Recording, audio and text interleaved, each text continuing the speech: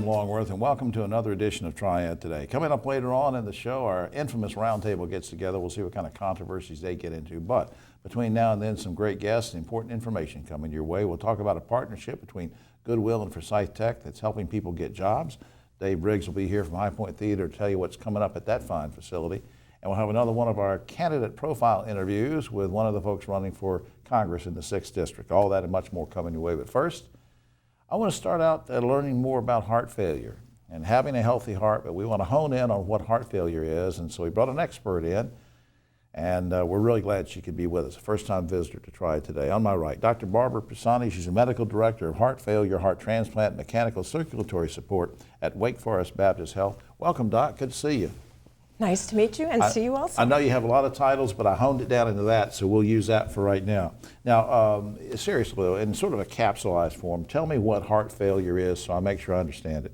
So heart failure is when the heart cannot provide adequate blood flow to meet the demands of the body, meaning when you exercise and do your usual activities. So either the heart cannot squeeze effectively to provide that output or cannot relax efficiently to allow for that output. Is that because of, and I'm just flying blind, is that because of a blockage? Is that because of something that, I mean, what's a usual cause of that? So there's many reasons for that. A blockage is a common cause. So a person has a heart attack, a portion of the heart muscle dies, and then the rest of the heart muscle has to pick up the slack, and sometimes that causes the heart to fail. It could be related to hypertension, certain drugs, certain chemotherapies can cause it. It can be related to familial cardiomyopathy. Your mom had it, your dad had it. Hypertension, so lots of causes. Other than the genetic thing that you just referenced, and you've already answered part of this, but I'm curious, who is most at risk for heart failure? I think the people who are most at risk for heart failure are people with hypertension, coronary artery disease, and people that have familial cardiomyopathy. There are many other causes, but those are probably the big three, and the idiopathic, which would be another common cause which overlaps. Right. If not diagnosed. Give me a couple examples of signs and symptoms of it in case somebody's, say, a little concerned. So the most common thing that people present with really is progressive problems breathing. They can't breathe when they go to bed at night. They wake up at night short of breath. They have weight gain, but they're not eating more. Their legs are swollen. They're bloated. They may have a dry cough. Their energy is poor. Okay. Now, tell me about surgical as well as non-surgical options for treatment. For patients that have heart failure, in general, we start standard medical therapy, which would be some drugs called ACE inhibitors, ARBs, and other drugs, beta blockers. However, if you have a structural abnormality, so if you have coronary artery disease, sometimes you get a bypass surgery or a stent to open up a blockage if that's the cause of the low pumping function. If you have a blocked valve or a leaky valve, sometimes you can fix the valve. If those interventions are not good for you, sometimes we actually think about artificial hearts, mechanical circulatory support, ventricular assist devices, or as a last resort, heart transplant for some people. Now, very quickly, why is Wake Forest Baptist Health the best place to receive this treatment? I know you don't want to do a commercial as such, but just get your feeling on this. What sets you apart from some of the other providers maybe? Well, I think within the Winston-Salem area, we are the only heart failure program. We are the only heart transplant and mechanical circulatory support program. Our transplant outcomes are superb. We have 100% survival over the last 5 years for our transplant patients. We have excellent VAD outcomes. We have great surgeons, and we have a really good multidisciplinary approach to the management of our heart failure team. Good teamwork over there. Up on screen, before we run out of time, I want to put up some information. wakehealth.edu/heart. If you want some more information on this, wakehealth.edu/heart, or you can call 716-WAKE. Those numbers are on screen. Have about 20 seconds left. What or who led you to a career in medicine? I'm curious. I saw a patient who did not get well. I was a PA before I went to medical school, and then I went back to medical school, saw some patients that I thought I'd really like to be more in control of the care of the patients, and decided to go back to medical school.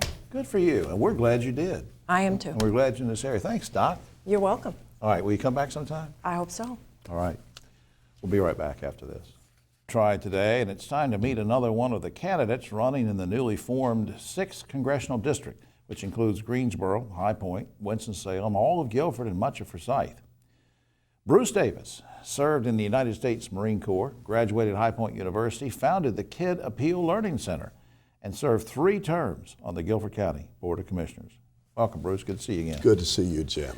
Why you and I have known each other for a long time. I'm going to ask you this because this is kind of a new approach here. Well, why are you running for Congress? I know you've run for a lot of offices. Why are you running for Congress? Well, Jim, and thank you for the opportunity to explain to the constituents why I'm running for Congress.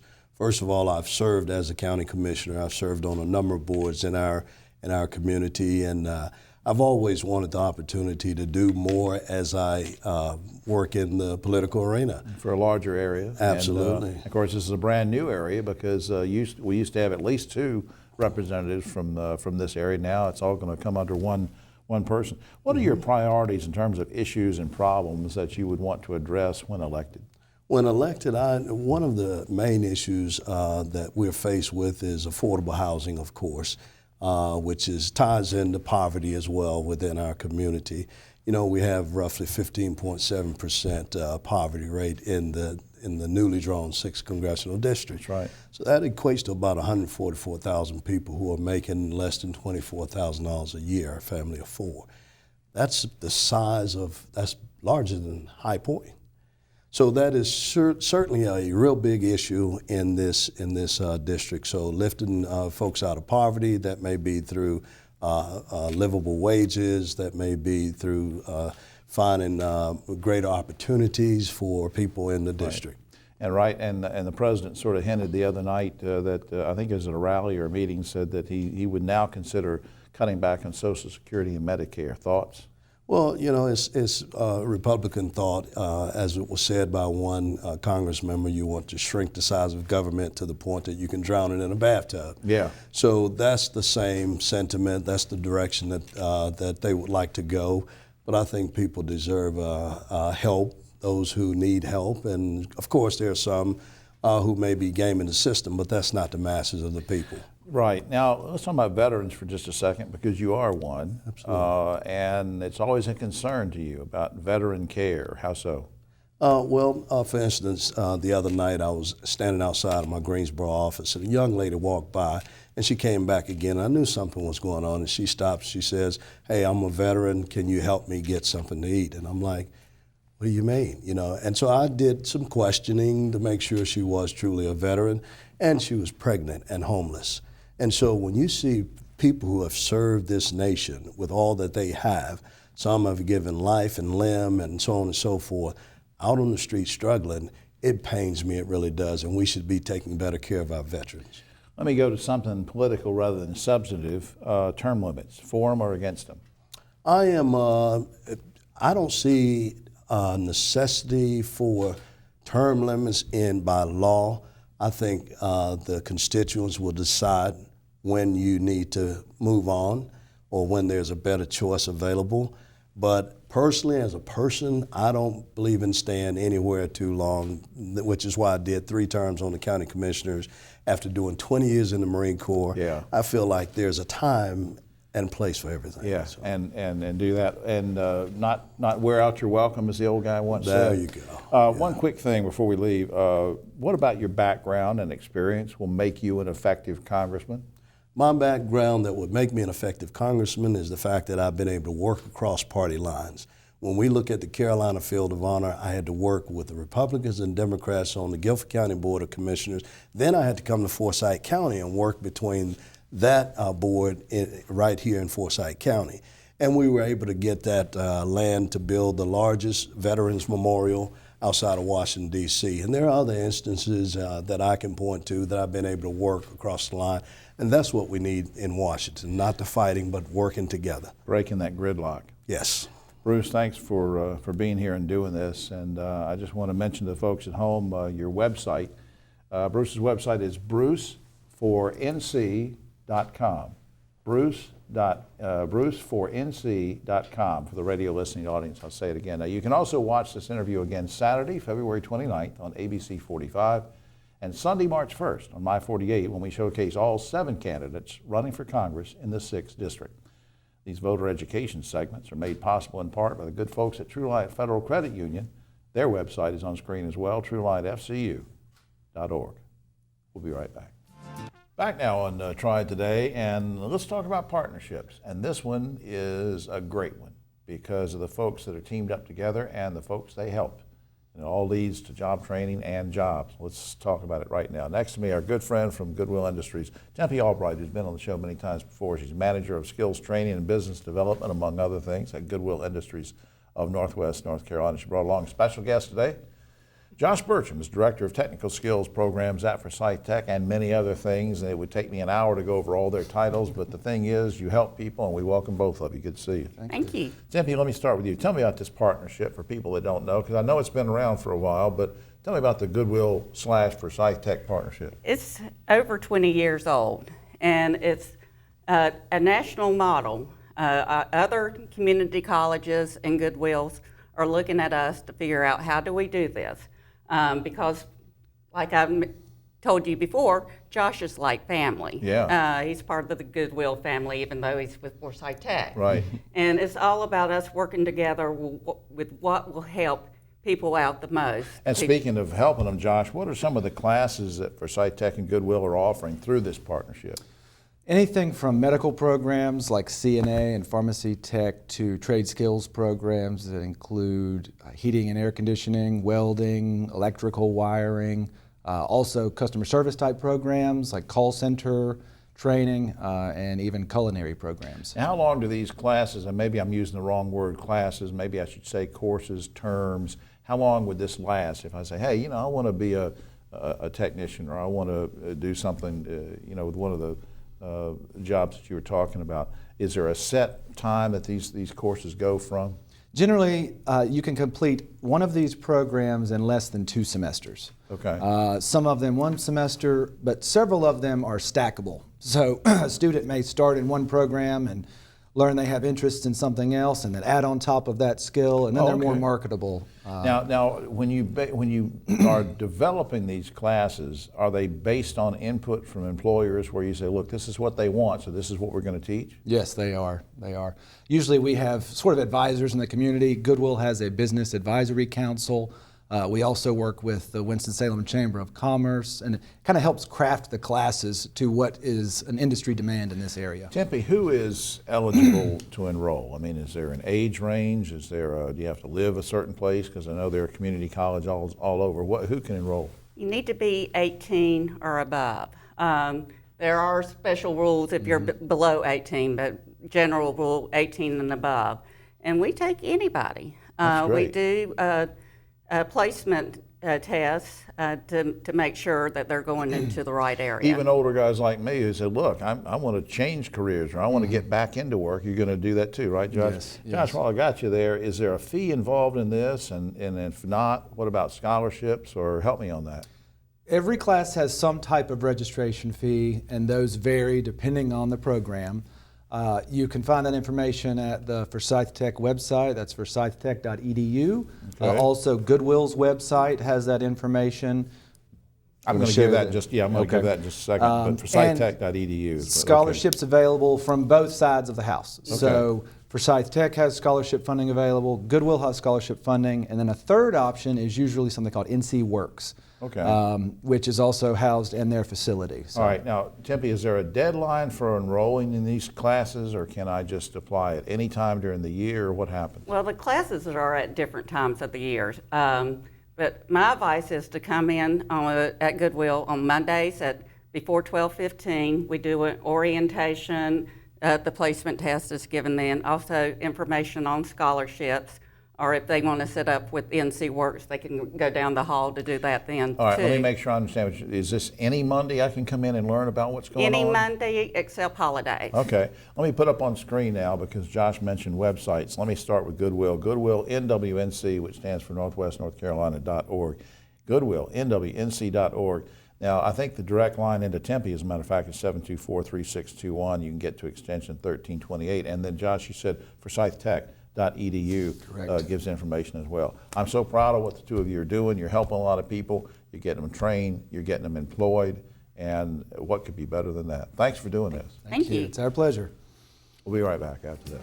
On Triad Today, time to talk theater, and why not go to Mr. Theater who knows all about theater. Next to me, our good friend Dave Briggs, director of High Point Theater. Welcome, sir. Good to see Thank you. you, Jim. Always a pleasure. We have a million things we Oh, want to gosh, get yes. to talk about some shows, but if you don't mind, I want to ask you one quick question. Certainly. That I meant to ask you last month. I didn't get a chance. All right, let's say I've got season tickets. So I'm ready for all these great shows. And then all of a sudden, the night before one of the really neat shows, I get the flu. Well, they're all neat shows. Well, they're all neat shows, but let's say that I'm saying, oh, this one I'm definitely going to be, and then I get the flu, I can't go. Now, are the tickets, my season tickets, transferable? Can I give those tickets to a friend, family member, whatever, and so you go ahead and go to the show? Absolutely. If you have hard tickets, you can give them directly to them. If you can't meet up with that person, you call our box office and say, hi, I'm Mr. Smith. I've got season tickets. My seats are XYZ. And I want to let somebody else use those. Can you put those at will call for us?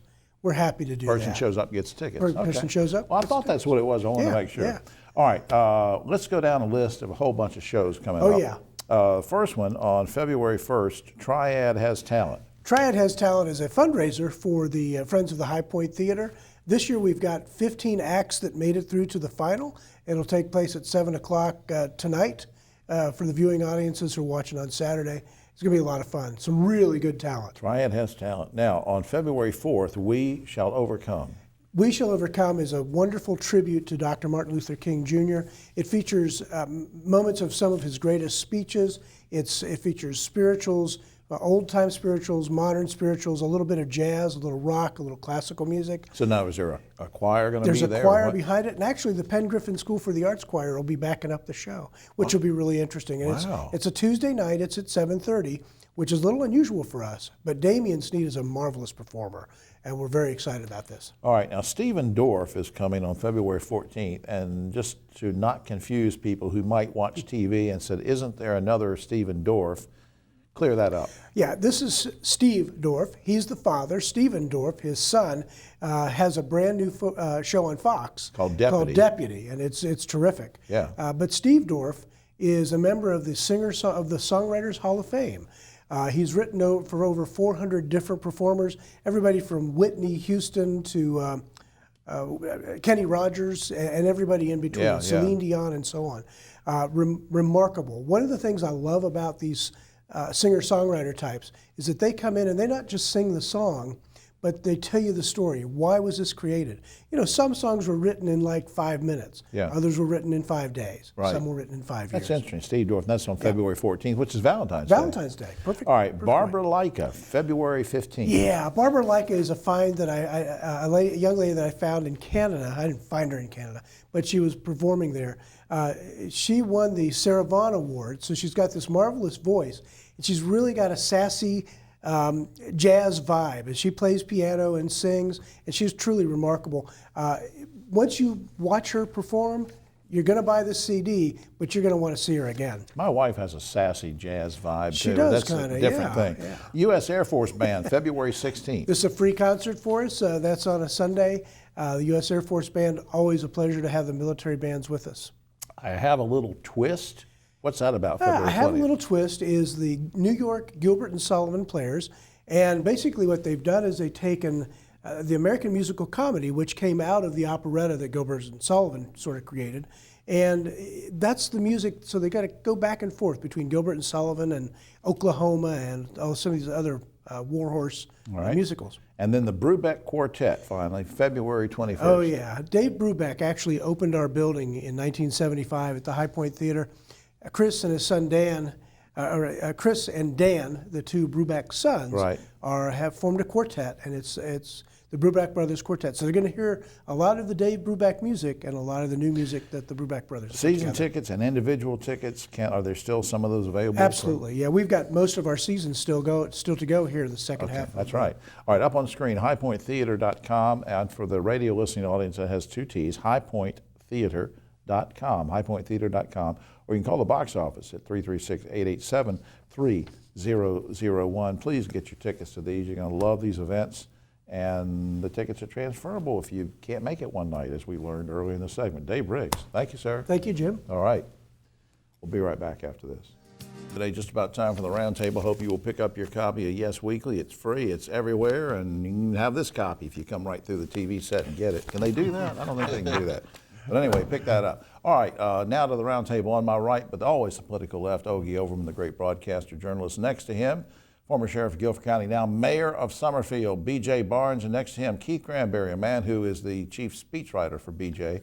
You always have to do that with me and BJ on. Yeah, Keith is founder of Helping Hands Consultants, doing a great job with development worldwide. Before we get to the first topic, a personal kudos from me to the Virginia General Assembly for ratifying the ERA, becoming the 38th state to do so. We'll see what happens in Congress. I want to talk about this next week on the roundtable. We'll see what happens. Speaking of the Virginia Senate, guys, let's start there.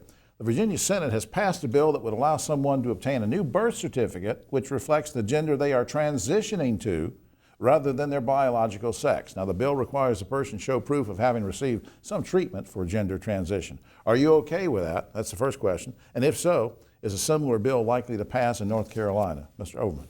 Yeah, I mean, that seems logical. Why wouldn't you want to do that? You have it reflect your gender. And I think it has a chance to pass here. All right, Yeah, they're sure. not, but BJ, they're not already there. They're transitioning, and they get a birth certificate. To quote Hillary Clinton, what difference does it make? You don't care. I don't. It doesn't matter. Keith Granberry, Well, I think they should already be transitioned. before the birth certificate Yes, is before they issued. get the birth certificate. I agree with that. I think that ought to be a complete thing, but who am I to judge? All right, a group called Judicial Watch, which is a conservative group, granted, is threatening to sue Guilford County for not purging its voter rolls. The group says there are 72,000 inactive voters on the rolls in Guilford County. Now, the county officials, meanwhile, say there are actually 52,000, not 72,000, but they're working on it.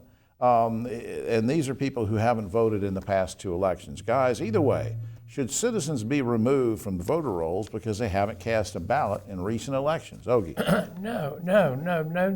There's no law that says you have to vote. You still are, if you're alive and everything's the same, you vote. You have the right to vote whether you vote or not. You still have that right. Mayor. Yes, they should be removed, and the reason they should be removed because the costs associated with keeping them on the rolls, the mailings that candidates have to do, all that. Keith.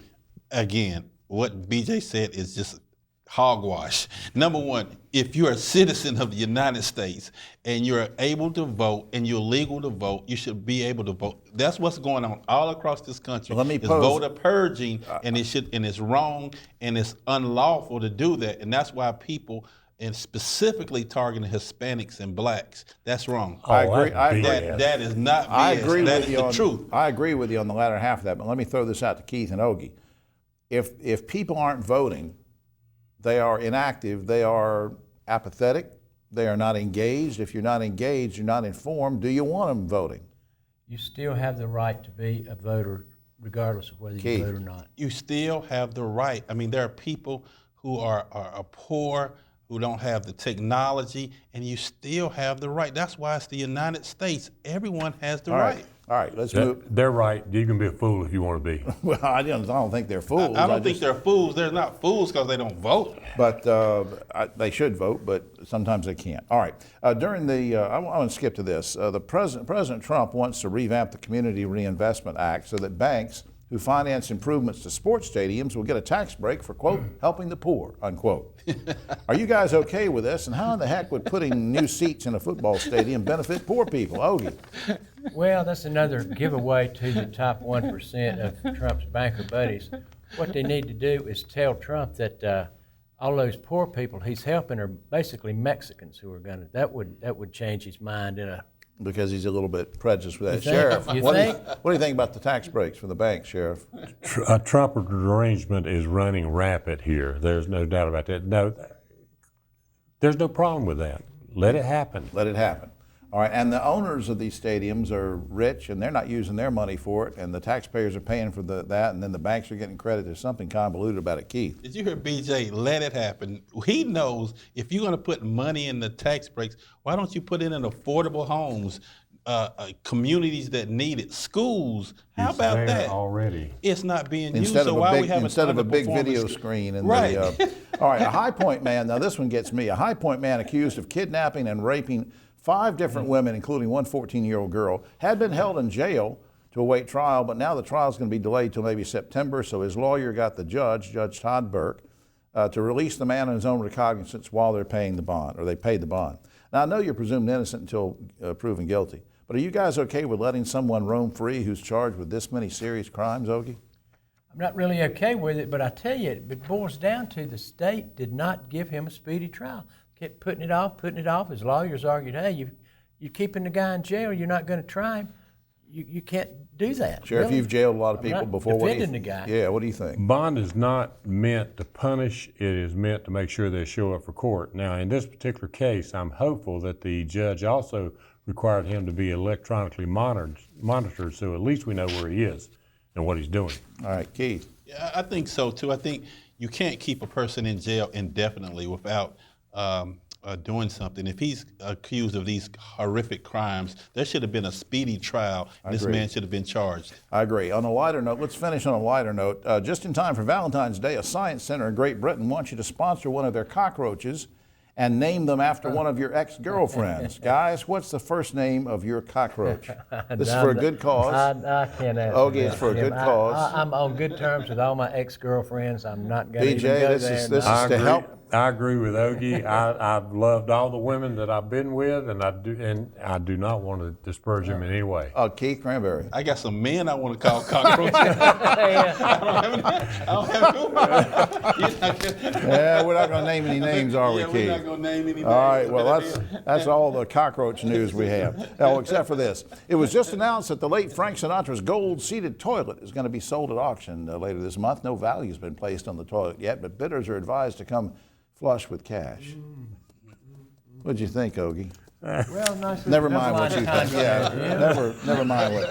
Ogie's opinion doesn't count. All right, for all of us here at Cockroach Central, I'm Jim Longworth. We'll see you next week.